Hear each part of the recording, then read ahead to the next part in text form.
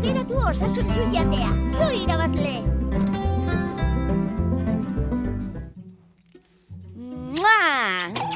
Zatorkiki! Eta hori? Besterik gabe, zuri puxu emateko gogoz nengoen. Nahi alduzu beste bat? Bai! Ze musu gozoak ematen dituzun! Asto txiki, gozoak ez, goxoak esan nahiko duzu.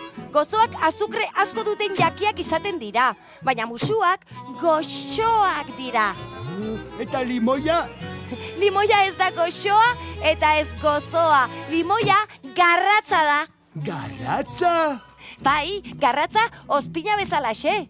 Jaterakoan otzikara txiki bat eragiten duten, horiei esaten zaie garratza.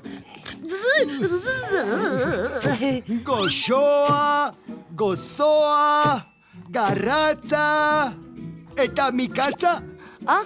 Mikatza edo mingotxa, azukre gutxi duten jakiei esaten zaie. Txokolate beltz-beltzari adibidez, edo kafeari. Niri gauza gozoak gustatzen zaizkit. Noski, niri ere bai, baina kontuz ibili behar da azukrea duten gauzekin. Zergatik kontuz? Ez delako batera ona osasunarentzat azukre asko jatea. Horregatik jan behar dira neurrian gaietak, zerealak eta horrelakoa. Eta txokolatea? Txokolatea gero eta beltzagoa hobeki, azukre gutxiago izaten du eta. Aizu, eta jogurtei orduan, hobe da azukrerik ez botatzea. Noski, gabe ere oso goxoak dira, eta bestela ez tipiskat bota.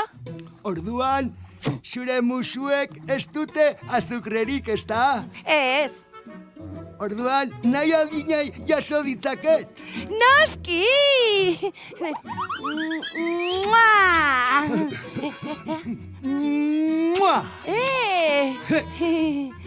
Moiztasuz mosutxuek! Aukeratu osasuntsu jatea. Zu irabazle.